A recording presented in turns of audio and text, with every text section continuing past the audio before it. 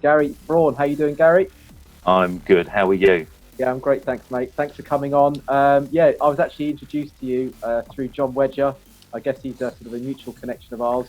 And he mentioned actually in our podcast, he said a friend of mine's done this book, and it just covers everything in the esoteric, everything to do with symbolism and numerology and spells and spelling. And so I got the book. You kindly sent me 2 books, which I've actually sent one of them on to my other friend. And Just send them on. Yeah. And here it is, everyone. This is the book, and it's absolutely brilliant because it's so thorough, but at the same time so easy to read. Because a lot of these books, they're so dense, they're so chewy that you get a bit like a bit of brain fog reading it. But this is an absolutely fantastic book.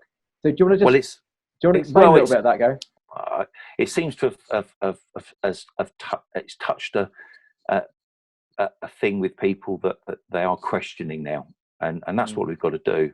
And as soon as you start going into these things and the facts, because I've written it so people can fact check and do their own research, and that's when you realise, hang on, our existence isn't what you think it is. We are living in the Truman Show. That's the way I feel about it. So the second book is about numbers and all the resonance with Gematria and numbers and planetary movements and pyramids. So how I've ended up doing this, I don't know, but it's all because they don't want us in the imperial system of measurement. They want us in the metric system because it's a different way of controlling numbers. And it's the same with just this one is just on the basics of some words, really, and how they control the narrative. And it starts with our birth, and it ends with the courts. And I say in the book, my parents lived this from womb to tomb, and they knew nothing about it. They knew nothing about this stuff. And it's just it's a crying shame that parents have all the power. Women have all the power. They just don't realize it. Because the moment they register that child and commit that child to the state with the birth certificate registration, it's game over.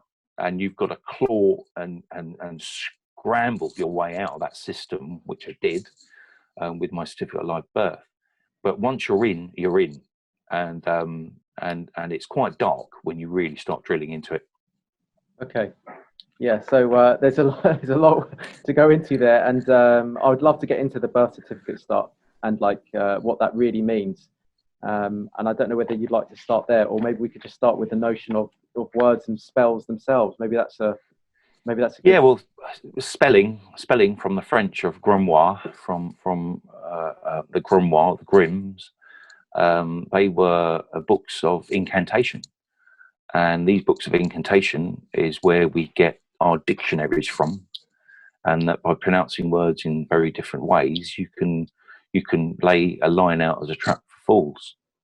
And the birth certificate is a good example of how they twist the words from a ship appearing and manifesting and delivering a product. Whereas, I'm probably talking to a very well-educated audience here, but for those that we're just trying to help get up to speed, a female like a ship delivers a product, and all the terms are water terms. A ship's kept in a dock, a baby is delivered by the dock, and then you get into the 4-corner rule, but we can visit that a bit later. Which then goes into money and all money water terms, and again we can go into that later. But the words themselves are words on the phonics side are quite scary when you realise where all this stuff started. And I'm working towards doing another piece with going back with our real history. The history we're taught at school is rubbish. I was brought up with the Second World War, but maybe a little bit about Francis Ferdinand and the First, and the spinning jenny and the mule in terms of making cloth. But that was the only history I was taught. Whereas we should be going back to the Phoenicians and the Venetians and the Arcadians, and the origin of our species, and where all these terms come from. And when you start realizing that the words of phonics, or the sounds, the Phoenicians were the sound masters. They, even biblically, they were written about. You know, the trumpets of Jerusalem and moving objects with sound. And it's in the language itself. So you have phonics, you have the telephone. When you're lying, you are a phony. These words are there, but you just can't see. And it's not until someone points it out to you, then you realise. And like I write in the book, a gestalt is when the mind is sort of fractured for you to see these things. And then once you're there, you're there. There's no going back. It's the red or the blue pill moment, isn't it? It's the breaking of the spell, and that's where we get the word spelling from. And I think people, when you say that to people, they laugh at you like you're a bit mad. But then you go, well, what does the word spelling actually mean? A spell is like casting a series of words to affect your mood. It can either uplift you or can put you into the doldrums, right? So what is more magical than the word, than a spell, than a word? Well, it's. I mean, far greater minds than mine have gone into this. You know, you have the word, the pen is mightier than the sword. Well, if you take the letter S off the sword, you get word. So the whole spelling and the construction and the origin or etymology of a word is really important. People just don't get it because they're not shown from a very young age. With the housing estate I grew up on, where there was shooting, is very different to the estate that Boris Johnson grew up where there's shooting. You know, they're two completely different. Yes, they're the same words. They're the same words, but they mean completely different things. And we're tricked by emphasis, I think, in a lot of cases. So we lock ourselves into a low resonance, is the way I see it, and we try and cope with what we cope with, but without knowing the rule book. If you don't know the rule book and you play rugby, I used to play a lot of rugby. I was, I was one of the guys in the middle of the scrum. If you don't know the rules, you're going to get hurt. You're going to get hurt, badly hurt. So by not knowing the rules and you're trying to play a game that you don't know what the rules are, you're in a whole heap of trouble. And we are in a whole heap of trouble. And if you look at the mess around us now, with this pandemic, you know, it's and you start looking into the math, and it's the same thing with numbers. People aren't doing their homework to realise it's a complete scam. There aren't bodies in the streets, and yet our hospitals are apparently packed full, and people are queuing up for this jab. It's incredible how we've fooled ourselves into not doing the work. Yeah, I mean, I actually did a video, a podcast interview with Thomas Sheridan. We were talking about what we're actually in. They're trying to draw us into a religious cult. So you've got like the clapping, you've got like the repetition of mantras. You know, stay home, save lives. You've got the ultimate salvation, which is the vaccine. You've got the conditioning through fear and panic. You know, they've got the tiny rewards and also punishment. They've got the isolation. You know, so it's all like kind of religious cult-like behavior that we've been drawn into. And I believe that we're actually all being drawn into a one world religion, and that religion is scientism. And so you have the men in the white gowns, the white coats. You've got the Pope, the high priest, Bill Gates. You know, you've got the church is the NHS. It's all like a kind of a secular version of a secular religion, basically. Yeah, and in the book, I mentioned something called the chant of three, and it's the mantra of how the left brain and the right brain works with your frontal cortex.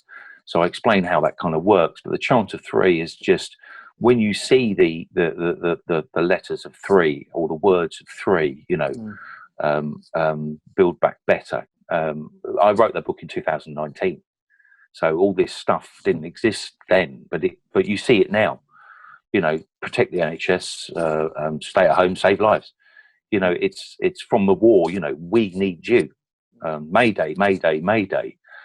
It's the chant of three, and it's the mechanism in which you actually convince the human mind of something you remember. So it's a method of making people remember something by only taking a glimpse at it, and it just resonates and stays within the left part of the brain. And they use this stuff. They're using stuff on us now all the time. But I visit that in the book, and I hate to say it, I was looking at something that has become very apparent, much to my disappointment. Go on, go ahead. Well, it's scary how we're just letting ourselves down as humans. We're just not putting in the work. We've become lazy.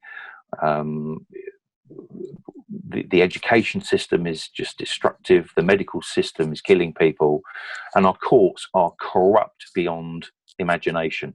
But most people only know that when they end up going into it's actually not a court, it's called an administrative hearing, but we can really get into that if you want to. Yeah. But the courts themselves as words, are quite important, because courts use terms of water.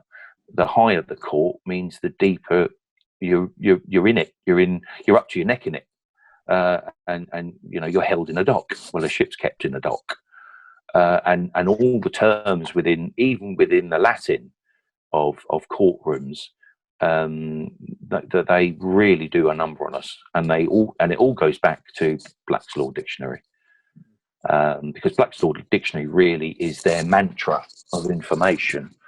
I don't know if you're aware of Black's Law, but Black was an American heavy drug user who created the dictionary of Black's Law, which all legal types use. Now, I don't use the term solicitor, I don't use the term judge, I don't use the term attorney. I call them legalers, because we've got the legal system and the lawful system. And the legal system is the system of Black's Law. The lawful system is common law. And I basically shred the difference between common law, law of the land, cause no hurt, no harm, no injury. That's what you shouldn't do under God's law, or your creator's law, if you want to call it that, if you're not religious. But with the Admiralty Maritime system, the Black's Law system, when you're given your birth certificate, something is created called a person. And if you go into Black's Law and look up edition 3613, you'll find that the word person means a fiction, something, and also it says thing refer to monster. You turn to monster and it says dead. So the guy who set up monster.co.uk, biggest consultancy for job finding, he's telling you in his language, monster.co.uk, you're dead, you're a monster in law, and I'm going to find you a job. So this is where these words become really important, because if you're not careful, you will drown. And with the word person, all sorts of things are then created in a courtroom. I don't visit it in the book, but when I've gone to help people who are losing their homes, or things are starting to go horribly wrong, I've worked out a little trick, and they hate me in courtrooms. I've done this now pretty much 35 times, and even to the point now where 2 months ago I went to a court to help a woman, and the case was at 3:30 in the afternoon. I got there early. I got there at 8 in the morning, because they moved the case till 9 o'clock, because they knew I wouldn't be there. But I had my nose pressed against the glass waiting to get in. So when I go into a court, I basically have two books. I have the Black's Law Dictionary in my left hand, and I have the Oxford English Dictionary in my right hand. And I say, before anything starts, I say, what language are we talking here today? Are we talking the English, Oxford English Dictionary language, or are we talking Black's Law, the book of necromancy? And they hate that. They despise that. Because basically I tell them, do you see a man in front of you, or do you see a person, a thing, a monster, something that's dead? Because if you do see a person, you've got some mental health issues as a judge, and every case you've resided over needs to be revisited. They freak. They absolutely, they go banzai, apoplectic. They just can't get me out of the courtroom quick enough. So what happens is they cancel the case, and it never seems to come back. So you basically, you just stop, rather than say, was I pushed or jumped in front of the train, just stop the train, stop the language, stop it even before it started, because they're caught out, because then they'd have to expose the fact that they view us all as dead. things in a court. They don't view us as men or men with a womb men. They literally believe that we are there as a everyone in a courtroom is earning money except the person standing in the dock. You're the one doing the paying. So you have to fight and combat their language with their language. But it took me a long time to figure that out. You know, I suffered the loss of properties and because I was still exploring this stuff, and I didn't understand what was going on at the time. But I was learning this system, their system, and now it's creating havoc because this information's getting out. People are contacting me, and I'm putting them into contact with brains far bigger than mine as a collective, and we are communicating now on so many different levels of getting this information out. The courts are in real trouble because they've got away with it for so long. So yeah, that's an example of how you can just stop a court case there and then. I mean, I was going to say, so let's say you're in a court case. If you're going to try and play that game, you have to really know what you're doing, right? Because I used to be part of the free man on the land sort of community, and I know some people got completely burnt when they tried this stuff, you know. Yeah. So you've got to really know it, haven't you? You've got to be versed in it. So even if you bring in someone to make Mackenzie witness, you've got to make sure they know what they're doing. I mean, there are all sorts of people out there involved with the common law courts construct, if you like, but on some of the documents they're producing, they're still using the word person. You know, they're still using the word collective. We shouldn't be using these words. They're words that don't exist for us. We need to stay as far away from them as possible. The two most dishonest words ever created in the English language are person and ownership. We own nothing. We in our existence, we just reside over things, and then when we pass, those things still go on. All we're doing is looking after them while these vessels we're in are in their existence. So it's a kind of a spiritual way looking at it. I know a lot of people won't like that. But you've got to look at it from that point of view, not because you have to believe it. These purveyors of controllers, they believe it. And that's what we've got to really understand. They believe this stuff. So it doesn't matter if you believe it or not, they believe it. Well, they say that you'll own nothing and you'll be happy. That's the new one. That's the kind of the Klaus Schwab. I used to have the trappings of what you call success. And I just threw it all away. I'm going to die with a passport full of stamps, not a house full of furniture. Even with a passport full of stamps, I probably won't be travelling because I'm not going to get the vaccine. Exactly. But yeah, it's just a different way of looking at your existence, isn't it? Yeah. But the birth certificate is the thing that's the killer, and women have the power. Because if women stop registering their children, it'd be over. Are they allowed to, though? Are they allowed to not register their children? Well, it's a £200 fine. It's a £200 fine. And then you're told you can't access the NHS, which is, they just do everything they can to get you to register. But you shouldn't be. I mean, the whole point, again, in Black's Law edition 6, a lot of travelling people don't register their children. That's why they're called travellers, because they're not persons.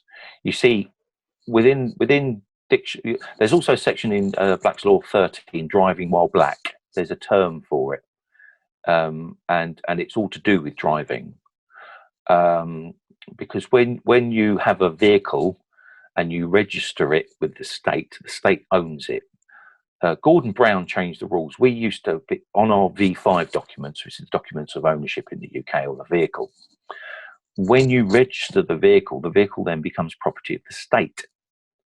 So you then, as the owner, have now changed. They've changed the rules on the V5. You're no longer the owner. You're the registered keeper, because they took those vehicles, added them to our GDP, gross domestic product valuation, and lent more money from the IMF because it's an asset of the state now. So we had a huge burst of money for when Gordon Brown did that and basically said, okay, all vehicles now are owned by the government. We just went on willy-nilly thinking nothing's changed. It's just changed from registered owner to registered keeper. But years ago, if you didn't pay your road tax, the government would have to come to your door. But now, because the government own it, the government take the vehicle. You don't own it anymore. That vessel is no longer yours. Again, vessel, water term. And then there's all the arguments about are you driving a vehicle or are you traveling in a conveyance? Now, all that stuff kind of works, but there's one problem which they catch us on, which is insurance.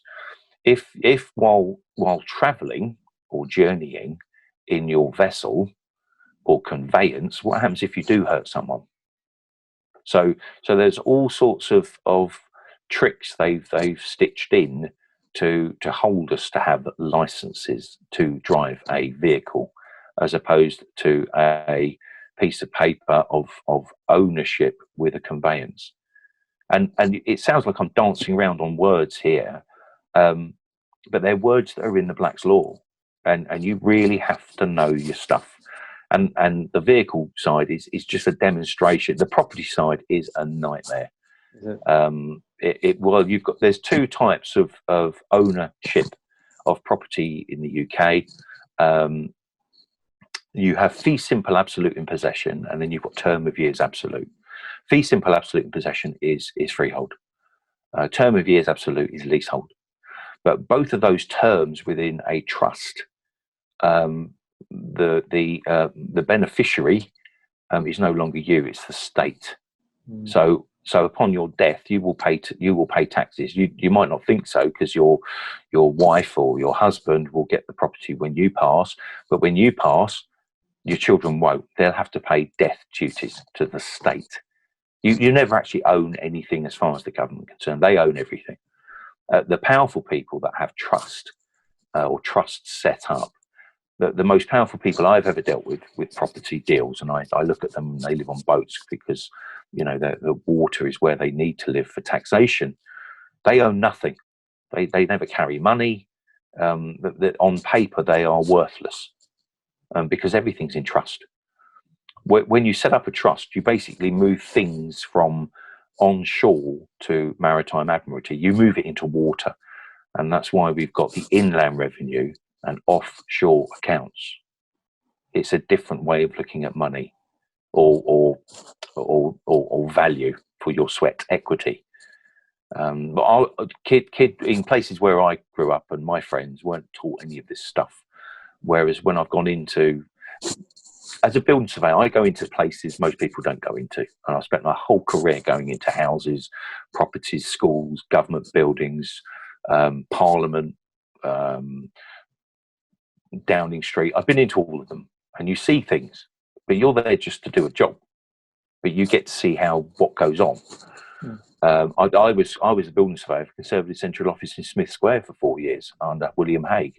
You see stuff, and I've just kind of worked some of this stuff out, and I just think everybody needs to know it all. So what's the kind of the way out of it then? Did you say like it's better to move it onto the law of the seas, or is that, or keep it on the land, or is there no way out at that point, or do you have to start with the birth certificate, reclaiming that, or like what's the actual? You can start with certificate of live birth. The certificate of live birth, you have to get, first of all, you have to get hold of your mother's medical details. So, and then from that, you need the registrar on the original birth certificate to then back check your certificate of live birth. When you're born, a certificate is created, and there's two parts. One's sent to the government, one's sent to the Vatican in the West. In the East, it's slightly different. And then they're rolling the birth certificate system out in India, and have been for the last sort of 11 years, because it's GDP. The more children are had by a government, the more money they can lend from the IMF as debt for their futures. I thought the IMF's American. Well, the IMF is all stitched into the World Bank system, right?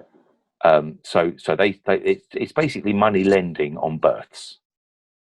So the more children that are had by a government, the more money the government can lend as an asset, a sweat equity asset for their futures. And so you need to get hold of the registrar system. I've managed to get hold of 24 birth certificates of live birth. I'm doing them in sections. So if anybody wants to contact me at the end, I'll give them their details, and then they can. There's 4 main ways of doing it, but it gets quite convoluted.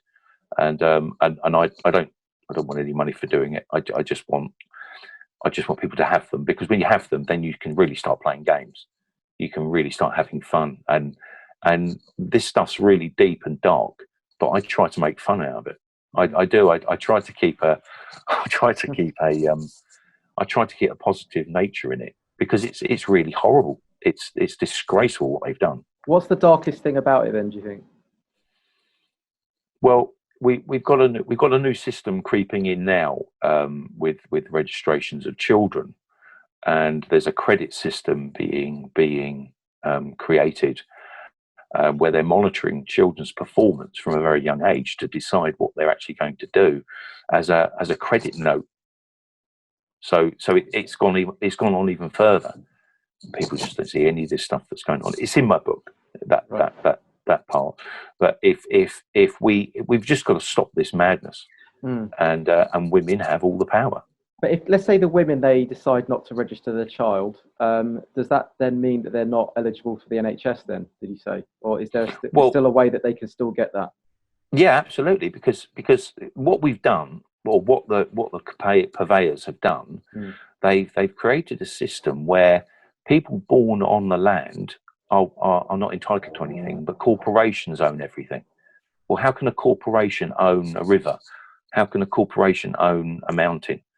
You know, you've got mining companies owning swathes of land in all over the world, Australia, even England. But the people born on that land, as far as the corporation is concerned, have no rights to them. They've really done a number on us. They've really kind of confused us to think that we're not entitled. The corporations are entitled, when it's the people born on that land. It's like when the Americans, arrived when the English arrived in America, what they did to the endemic population, they just took everything they had, and that's what's gone on with us. We just didn't see it happening. So there is still a way that you could be outside the system, but still use the hospitals and the. Yeah, I dance between the two. I dance with corporation, because you still have to, at the moment, earn money. I live off grid. I've got my own water and photovoltaic, and I literally got out of the city. I used to live in Notting Hill, started out in Wembley, but I realised being in the city is not the place to be. So I just became self-sufficient, and I've got my own greenhouses, and I just get on with my own thing, and I want nothing to do with the government. Just want nothing to do with them. Let them do what they want to do. Just leave me alone. How does that work then in terms of like your finances? Because surely that's still got to go through the banks and the. Yeah, I mean, there's lots of little tricks. I mean, if you buy a property in gold or silver in the UK, you don't pay stamp duty. So there's lots of little tricks. You've just got to learn them along the way. But you still have to have a registration, and then you've got to make the decision: are you going to join the club and have a trust and move your stuff into the sea like all the wealthy do and our politicians do? I mean, David Cameron's father did it, and David Cameron was moaning at the comedian Jimmy Carr that he'd moved his stuff offshore. I mean, these people really are. There's a word for them. It's snollygosters. And that's an old English word for self-serving politician. And I think as a word that's quite silky smooth off the tongue. Yeah, snollygosters. Yeah. They're all the same. They're all the same. No matter who you vote for, the government always gets in. Yeah, exactly. Yeah. Too right. So yeah, where should we go from there? So we talked about the birth certificate. We talk about the women having the power. Is there any other ways that the women can take their power back? Well, I mean, if women stopped registering births, the whole system would come to a screaming halt. Overnight, it would come to a screaming halt. Forget the banks, take your money out of the bank. The banks won't be able to exist. They'll just print more money. People say, You know, if we choose one particular bank and don't deal with it, the other banks will just help them. They just move the goalposts to suit themselves to allow the system to carry on. We just say no. It's a simple word, but no means no. Doesn't mean maybe. It doesn't mean yes. It means no. And if women could to just not register, it's over. It's over. And then how would someone like, because what you're saying is like a straw man's created at birth, and that's why our name becomes capitalized, right? And that's why you use your capitalized name when you're signing on any documents. So at this point, how could you then just like use a lowercase version of your name and decapitalize your name and just say that I'm entering into this as a human being, not as a person, as a straw man? What would would that do it alone, or is there more to it than that? Yeah, I've got a load of groups we're working with at the moment. We're doing that with lots of individuals, because the surname is also not a good thing. The surname is of your family. It's where the area from your genetics came from. What you've done in the past has nothing to do with what you're doing now. So the surname just means from the ancestors' shoulders that you stand upon. The real you is your forename, not your Christian name. The Christian name created by the church, again, was polluted. But your real name is the first indicator that you were given by your parents, and mine was Gary. Hence why on the book it says lowercase Gary of the family Fraughen. I was going to ask you about that. Yeah. Yeah. I actually had a note to say, is that significant, the way that you've titled yourself? Not titled yourself, just kind of, well, you sort of Gary of the House of Fraughen feels very significant. Well, it's really important, because don't forget the powerful people always put a pre-noun in front of them. So you don't have the royals, you have the House of Windsor. You have the House of Saxe-Gotha. In the Islamic world, you have the son of. The Norwegians, you have Van der Valk, the son of. So all this stuff has gone on, and again, I put it in the book. It's gone on. We haven't, us lowly types haven't recognised it, because we've not been taught what actually making your mark means. Making your mark comes from when we were slaves and couldn't read, and therefore we were never allowed to put a cross on a paper. It was always an X, so that the vertical cross of religion was on its side, and that's why slaves always made their mark with a cross. But the cross was on its side because they had no religion. If they tried to sign it vertically, they'd be treated pretty harshly, because as far as the church were concerned, they had no God and therefore had no soul. So all these signatures and autographs and marks are really important as words and letters. And also, I was just thinking, like, when you go into a shop, it doesn't say entrance; it says entrance, and then actually when you come out, it says exit. So there's an X, and you're exiting it. It's like putting a cross through it, like a sideways cross. That's right. And you're fascinated by all the activity inside, because it's very busy, and so you're going into a busyness. Hence the word business. So all these things seem like you're just playing with words, but no, these are incantations. These are the phonics of a word is extremely important, and we need to teach people Black's Law. We need to teach people the difference between that and the Oxford English Dictionary, and then you need the Chicago Manual of Stars. And the Chicago Manual of Styles is another trick with any legal written documents you get. The Chicago Manual of Styles is the same as the Oxford Styles Manual.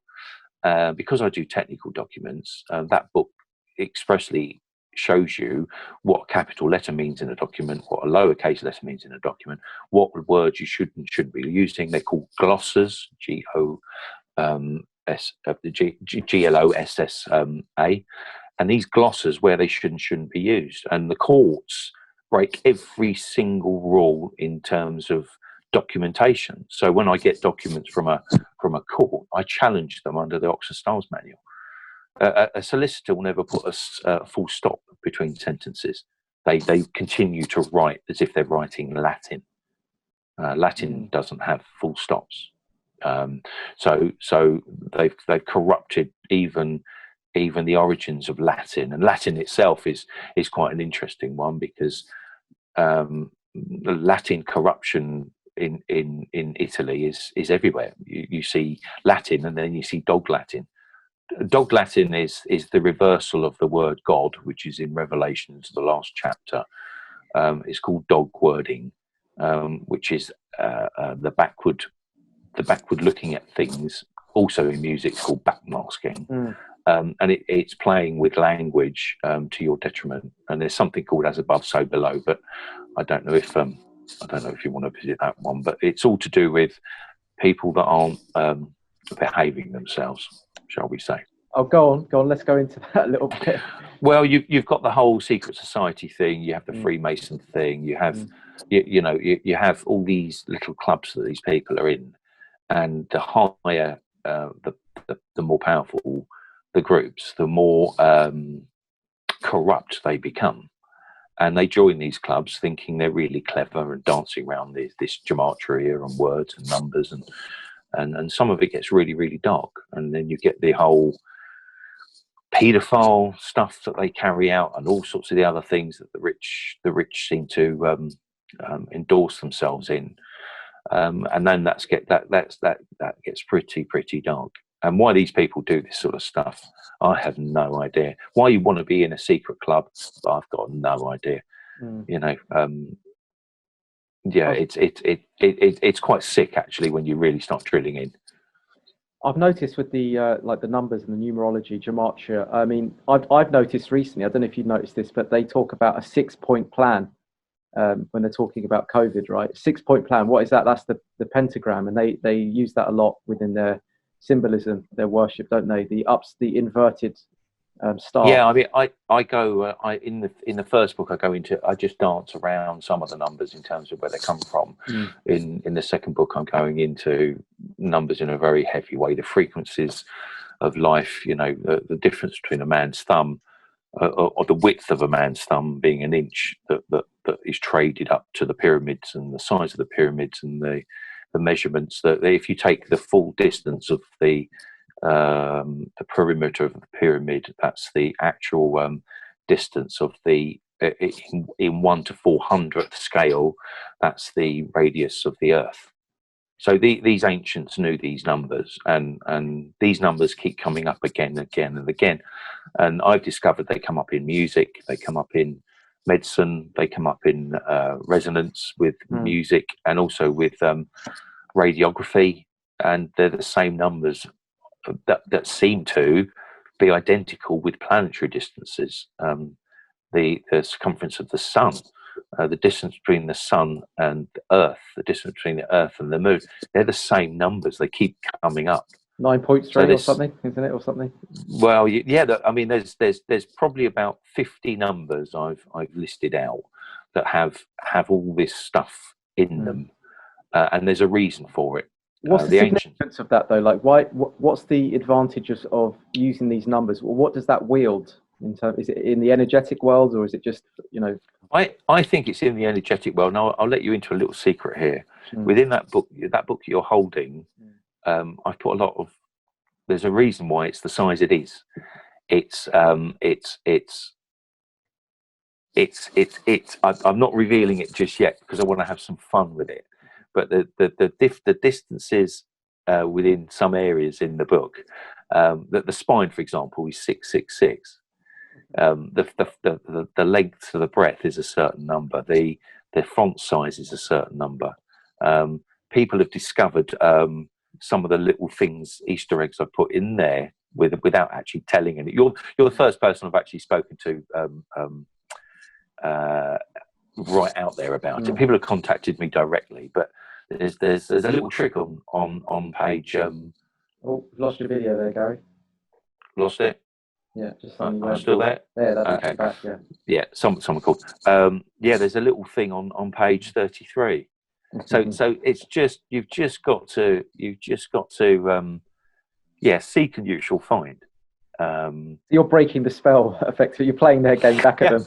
Yeah, exactly, and that's exactly what I'm doing. And it sounds like, I mean, when it went on sale originally, it was, don't give it away. When it went on sale originally, it was $19.99, and then it was discounted to $16.66. That was all done on purpose. Now, for a first-time seller, I'm just a builder. I'm just a builder, and to sell, the best part of 2,000 books in 3 months is crazy. So whether you believe this stuff or not, I just did it and gave it a go.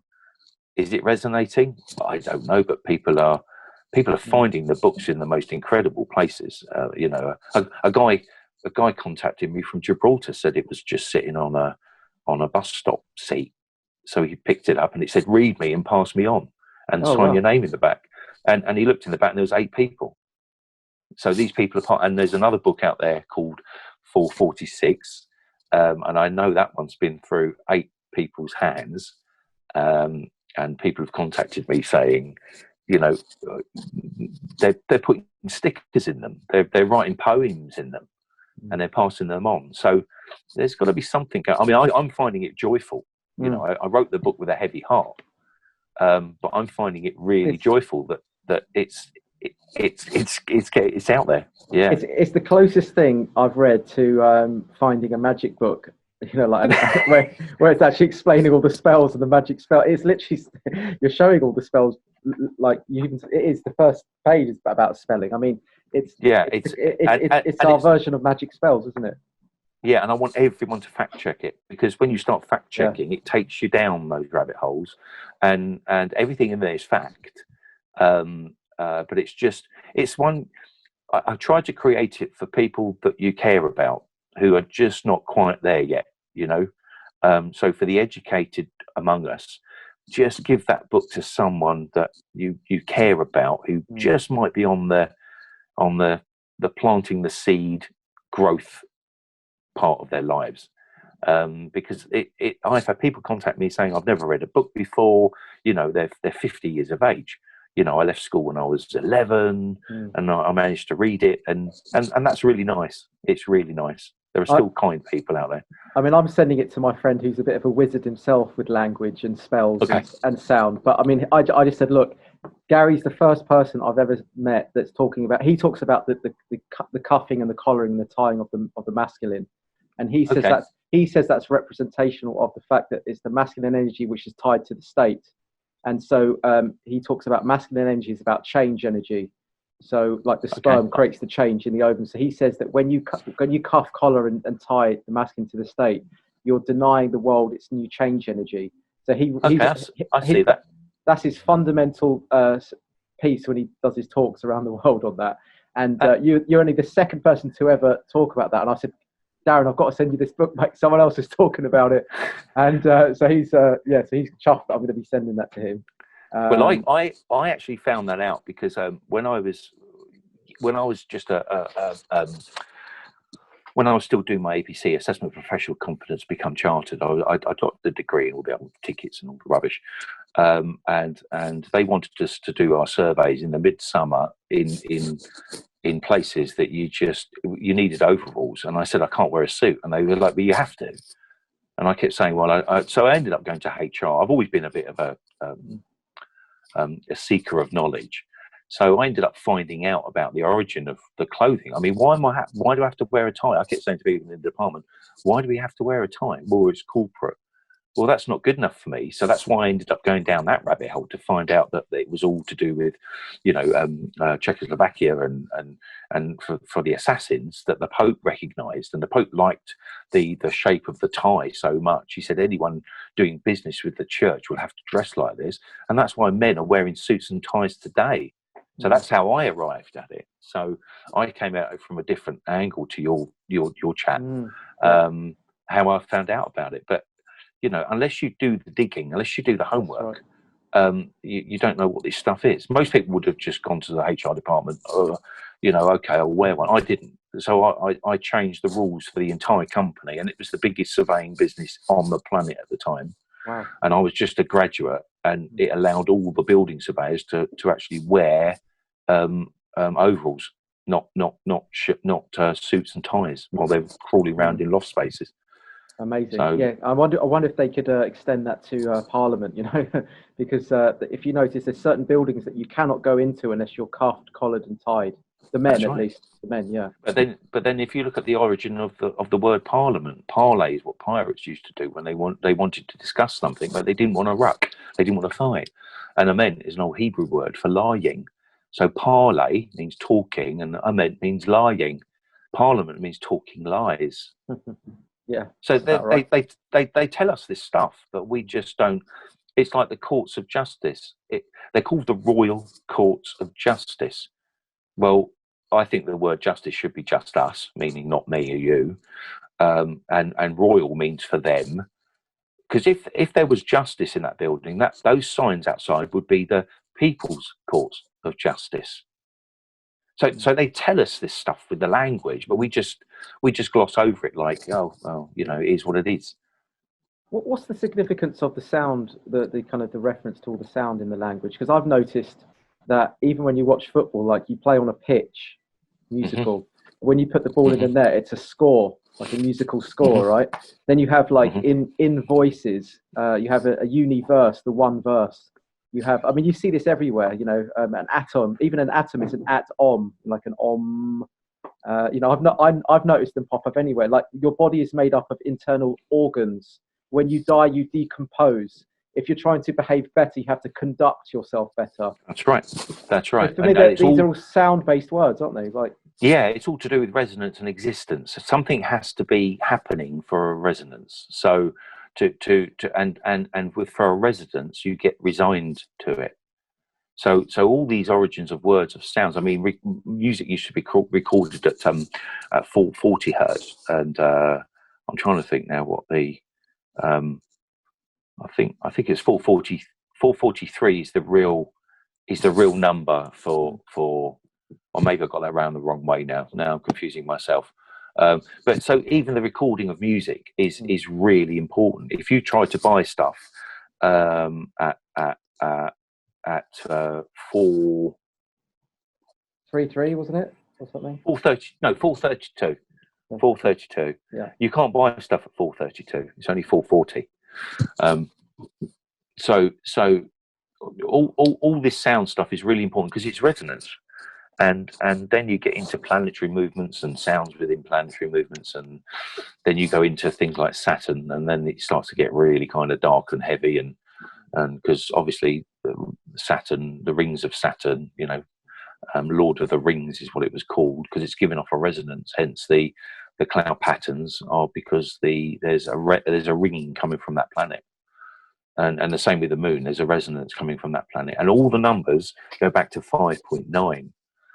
So again, I'm exploring that at the moment for the second book. But it's that we as entities, we as energy beings, we give off enough energy to power a 4-bedroom house.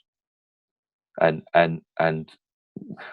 Tesla said that the magic numbers are 3, 6, and 9. Well, 3, 6, and 9 has a resonance within themselves with electricity and the creation, which exists all around us. Everything's giving off energy. And Tesla being what Tesla, I mean, he was a genius unto himself and died in abject poverty because they didn't want his information out there. There's a lot more going on, you know, and the words are just the start of it in terms of revealing this stuff for people. In terms of medicine, you know, they don't want to use resonance for repairing the human body, and then you get into rifing. You know, you get these rifing machines that seem to make a difference as well. So a whole part of medicine doesn't want to be discussed. Don't want to go there. I know people that have healed from sound vibrations and resonance, and like they, you know, even going to like you have the sound bowls. There's something very powerful about the sound energy that's healing. You know. But it's the patience of them as well, because it's not just the initial ding; it's the ringing that comes after it into a finite period. So you have to slow yourself down to listen to it. So it is quite a calming thing. But we live in a world of activity. You know, running here, we're running there. We're like the futile family. Come on, come on. You know, not realizing why we're doing what we're doing. Just stop for a moment. You know, I live on the forest. I take a walk every day for about 40 minutes, and just walking through the forest, it's the best form of medicine. You know, it really is where we're supposed to be, but we're all just we fill ourselves with noise all the time. You know, if you're at home and it's quiet, most people put on the radio or they put on the television. They kind of fill that space of just nothingness with something. I'm the other way. If it's quiet, I enjoy the quiet. I enjoy the peace. You know, whereas I used to think, you know, the Bose system in the car was the greatest thing I bought that year. So you know, things have changed. Yeah, definitely. I'm the same actually. I really like the calm of night. That's why I'm up all night, because I just find that's the perfect time for me. I come alive in the stillness, if you know what I mean. That's when I feel really really good. Yeah. So you're happy in your own skin, and I think when that starts to happen in life, you become a different version of yourself, don't you? You move from what you used to be into what you now become, and I suppose that's called age. So yeah. I'm 50. I'm 54. So you've got a long way to go yet, but yeah, enjoy the ride. I'm not that far behind you, actually, believe it or not. but I'm 40 this year, but yeah. Well, it soon slides. It really does. but yeah, just enjoy it. Enjoy the peaceful nature. It took me years for me to my wife. I call it filling spaces. You know, we used to have like a Saturday in 2 weeks' time where we had nothing. And she'd have to fill it with something. Well, we're going to go and see somebody. I'd say, stop. You know, we've got some space. Just let's have the space. Yeah. And and it takes time to realise that. But is there on that, by the way, Gary? Is there actually anything on the spells within the days of the week, or like the months and the week? You know, like the week, your weekend, weekend, or is there anything? Yeah, again, that's playing. Or some of it's coincidental. Can some of it just be coincidental? Yeah. Well, it's more kind of playing with words then, and I, in the book, I try to sit on the fence of fact, and I try not to wander into convenience of wordplay, because this stuff's serious, and I drop in a few funny bits here and there, but just to kind of lighten the load for the next chapter. So I'm just trying to take people by the hand through this awful stuff, so that when they come out at the end of that tiny little book, they've kind of learned something. Hopefully they've enjoyed the ride, and I just want to just keep getting them out, just keep getting this stuff out to people, because we got to educate the children, and the women have the power. They have all the power. Just by the initial, when they're giving birth, you mean? Yeah, well, that, and just don't register the child. That's it. It's up. The game would be up. Yeah, I had a guest on who actually talked about there's a sleight of hand trick we've done, like a bait and switch with our title. So as boys, we're called masters, and then we're called misters. And he was talking about the word mister is mystery in ancient etymology. That actually means a business, like a business entity, like a tradable entity. So we're getting turned into tradable entities by just that switch into the name Mister. Well, I started down that road on the research for this book, and I couldn't quite confirm it. I like 6 reference points to check something out. Any less than 6, I kind of park it, because then I'm not putting something down on paper that's as far as I can consider true. You know, I'm not saying it's not true, but unless I can really put my finger on something, like I've checked out law books, or I've sat in the library in Petra looking some of this stuff up. I really do try to make sure that I cover all the facts that are in there, and there's loads of other things that I was just going to throw into that little book before I move on to all the other subjects, because I want to make sure that anything people read is bang on and it's true. So, but the Mr. and the Mrs., or the Mr., she becomes owned by him. So the Mrs., really reads Misters. So when at marriage, he then owns her and everything that she inherited in the marriage. And then you have the master, small master of the house. And then the man became the squire from Esquire, hence why you always got, like in Father Ted, you've always got someone say, oh yes, it's the squire, you know, it's from Esquire. And then you have like the small boy, the master, and the small girl who's yet not married and moved on in title. So she's Miss. You miss her out. And then the creation of time on the female is quite important because as a female that wasn't married, you could still become a Misters. So like you had a cook in a house, but she got to the position of head cook. The master of the house, the esquire, would take her on as a kind of a pseudo wife, and she became Mrs. So a cook, it used to be a program called Upstairs Downstairs, and they used to call the cook Mrs. Bridges, but she wasn't married. So it's because title was really important to these idiots in the past. That gives you the entitlement. That's right. Yeah. My friend actually talked about that as well. Like miss, skip this, miss this, skip this. Yeah. I was going to say, did you want me just for the last 5 minutes here just to show the screenshot that we had, or? Yeah, I mean, I describe. I think this one that was the one on the birth certificate, wasn't it? That's it. When you register, yeah. Let me just flash that up. Tell me if you can see that. Yeah, so if at the top you've got the law of the sea, which is on the right, and law of the land on the left, and I call it dark and light because that's what I believe. So on the left hand side is all words we use within the English language on the Oxford Dictionary, and on the Oxford Dictionary. On the right is what you use in Black's Law Dictionary, and this is the separation between child and character. So, body and nobody.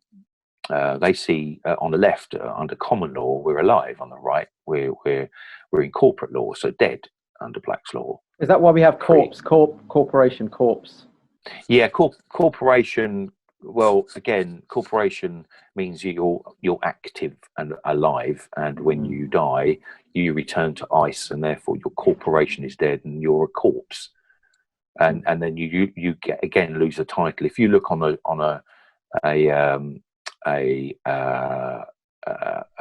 any form of graveyard stone, you're not titled Mr., you're not titled Mrs., and you're not titled Miss, because your corporation is dead. You only have those rules on the official documents. So you're born without a title and you die without a title. But again, it's the words. You've got to be really careful here. Obviously, you've got legal and lawful on the right, and then you move down into man, person, born, birthed, soul, and then it's the word on play on soul, because you have soul traders, and then that leads us back into corporation, because there's only three ways of doing business. You're a sole trader, i.e. one person in a boat. There's two of you in a boat, so you're in a partnership, or there's loads of you in a boat and you're in a company, a ship's company. So you're a sole trader, partnership, ship's company. Only three ways of earning money on this planet are those three ways. So dominion is quite important, because that comes down to equitable title, which then leads us also then into trust, and the awful things about trust. And the other thing, don't forget that because of Black's law, you're born into a family, but the moment you're given a birth certificate, you've been adopted by the state.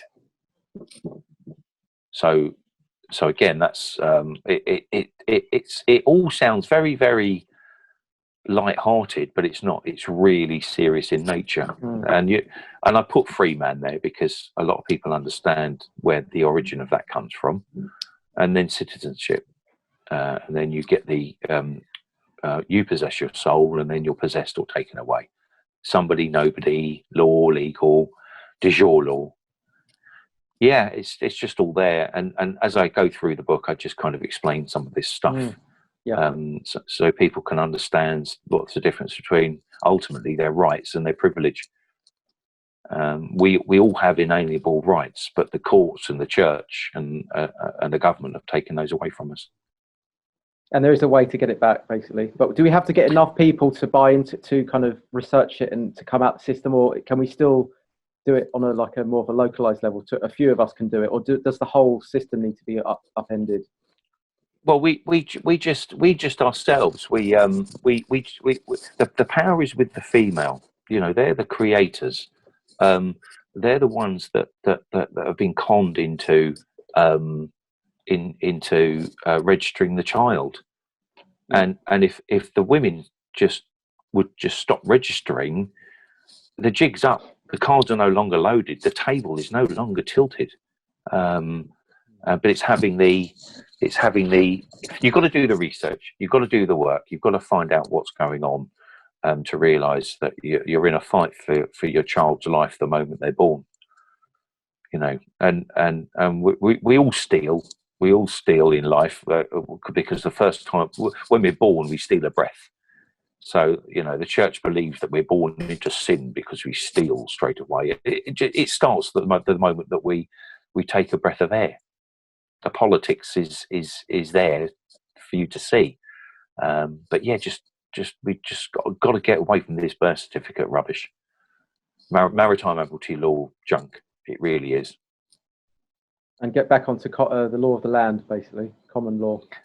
Well, if I'm causing you no hurt, no harm or injury, and you're saying you're doing the same with me, we're going to get on with it like a house on fire, aren't we? You know, everything's going to be cool. It's only people that seem to want to upset one of those three things is when all this stuff starts to go horribly wrong. We need this. We actually need this more than ever during the lockdowns, I think, because a lot of businesses want to reopen, but they can't, and because they're worried about getting fines and stuff. But they're not grounded in any kind of common law, are they? No, but they're more worried about the fine than they are the virus. Yeah, exactly. You know, yeah. Which is, I mean, the other thing I said to somebody else last week. I said we've got a real problem at the moment because, you know, I'm at an age where it doesn't matter. I'm old enough to, you know, I've had my jig. But with these kids now, what if a child has an accident and needs a blood transfusion? Are you going to get blood from someone that's had the jab? Are you going to be told that someone who's given you blood has had the vaccine? The implications are so far-reaching, but people aren't thinking about it. You know, if you are going to get blood from a vaccine donor, and something happens in the 80s, you know, you had the whole blood scandal with the HIV from blood from America. You know, countless people died, innocent people died, and this stuff, the vaccine it's out there now. It's in our blood supply, and if you do need a blood transfusion. Does that mean then you've had it?